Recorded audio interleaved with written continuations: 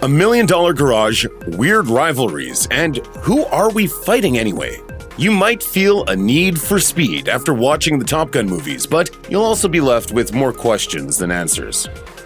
Integral to the ethos of the Top Gun movies and the Top Gun school is the idea that these pilot trainees are the best of the best. It's where the top 1% of new pilots go to study the most advanced flying maneuvers. But at the end of Top Gun, a few of our brand new class of graduates are called away urgently for a crisis situation. In Top Gun Maverick, the entire movie is based around teaching recent Top Gun grads to fly a dangerous, urgent assignment to destroy a nuclear facility. In both situations, it's impossible not to wonder, are there no more experienced pilots available? The elder Maverick ends up leading the mission himself in Top Gun Maverick, of course, but are there no other veterans out there with any chops at all? In the first Top Gun, the cadets don't even have time to enjoy their graduation banquet. The plot intervenes to place them in a deadly situation that just doesn't seem like an actual entry-level assignment, even for the best of the best.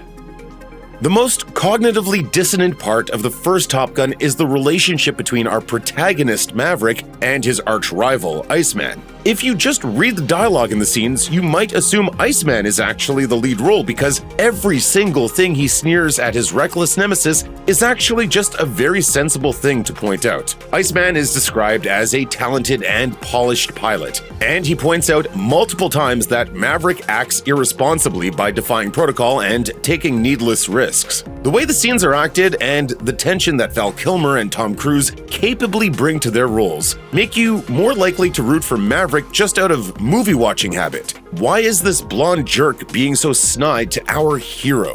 The thing is, Iceman is right. Maverick is talented but pure chaos, and even his superiors admit that they have grave doubts about how his attitude will translate to combat. Maverick even indirectly gets Goose killed, and Iceman takes the high road and offers his sympathy instead of saying, "I told you so." Mitchell, I'm sorry about Goose. At the end of Top Gun, Maverick saves Iceman's life in combat and they become lifelong friends, so all's well that ends well. But no one brings up that Maverick learned nothing. He ignored Iceman's level-headed and reasonable advice, and it all just kind of worked out for the best in spite of him. Any moviegoer that's seen a war movie is familiar with the iconography of military dog tags. In countless scenes, they're recovered from the fallen as a symbolic gesture of carrying the memory of their service, and in due course passed on to the soldiers next of kin. Why then in Top Gun does Maverick keep Goose's dog tags instead of giving them to his widow? At first, distraught as he is with grief, it's understandable that he would hold on to them as he pondered whether to continue his career as a pilot. But ultimately, after the big climactic dogfight, Maverick cathartically throws them into the ocean, ensuring Goose's family will never get them.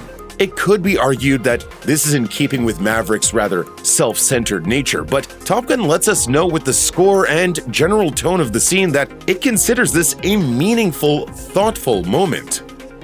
Maverick's appeal in both Top Gun movies is a self-fulfilling paradox. He's the main character, and beautiful women are drawn to him, so presumably he must be charming. But that doesn't hold up when you watch his actual interactions with Charlie Blackwood, played by Kelly McGillis in Top Gun. First, after a mildly amusing but also embarrassing impromptu karaoke session, he follows her into the women's bathroom to make a fool of himself and aggressively hits on her. Instead of being even momentarily cowed or apologetic when he realizes she's actually a Top Gun instructor, Maverick interrupts her presentation and embarrasses her again in front of all the other recruits. There is some vague pillow talk about how she's impressed by his flying skills and wants to hear more about the inverted maneuver with an enemy MiG he pulls off in the beginning of the movie. Still, their romance largely unfolds with a dreamlike inevitability. It's almost as if they conclude that they should fall in love just because they both look like very attractive movie stars.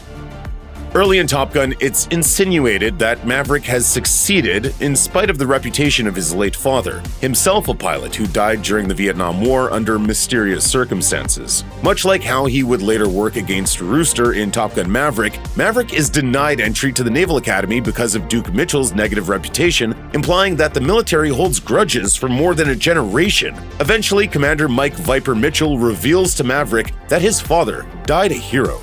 His F-4 was hit, he was wounded, but he could have made it back. He stayed in it, saved 3 planes before he bought it.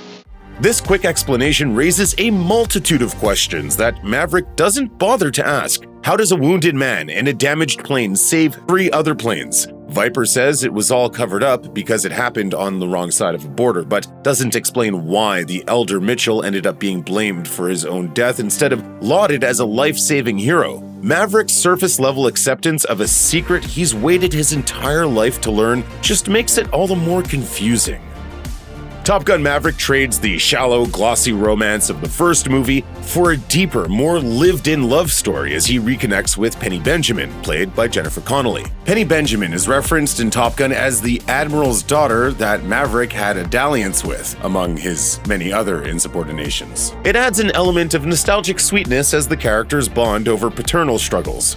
Bit by bit, it's revealed or implied that Penny and Maverick have gotten together and split up several times over the years. Indeed, if they first became involved before the events shown in Top Gun, by the time Top Gun Maverick takes place, they've been on again, off again for nearly 4 decades. Penny's daughter even somewhat coldly warns Maverick not to break her mother's heart again. Though the actors have chemistry, the vague references they make to a shared past doesn't really seem to reflect the actual amount of time that the characters have known one another. They pick up where they left off entirely too easily and never have to hash out what drove them apart in the past at any length or in any depth.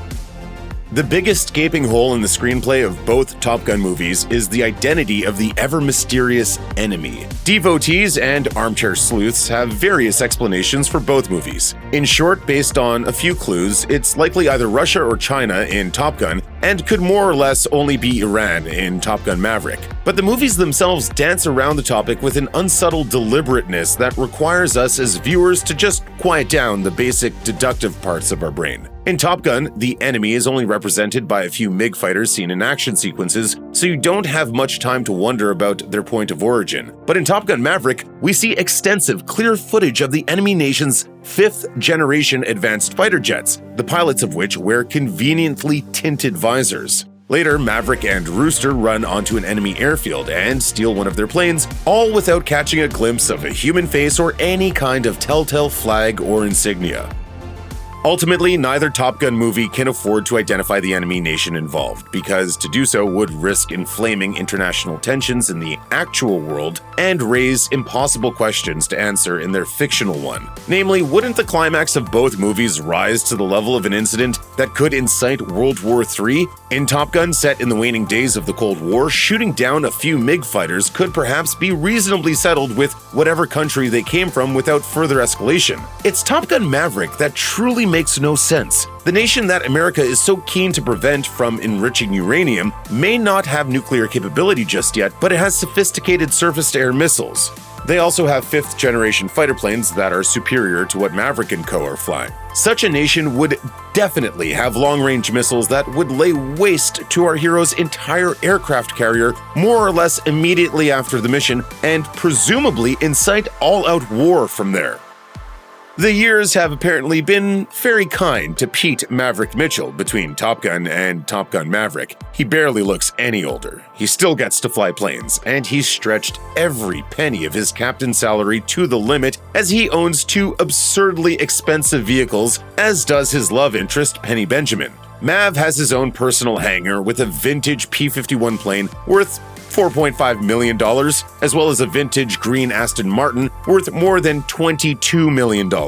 Not to be outdone, the bar that Penny owns is either incomprehensibly successful or her admiral father has helped her out considerably. She owns a sailboat valued at more than $300,000 and shows up at the end of the movie in a Porsche worth $181,000. Maverick must have a type. In the original Top Gun, his love interest, Charlie, drove a similarly priced black Porsche Speedster as well. It's hard not to wonder, how do all these characters afford such expensive vehicles?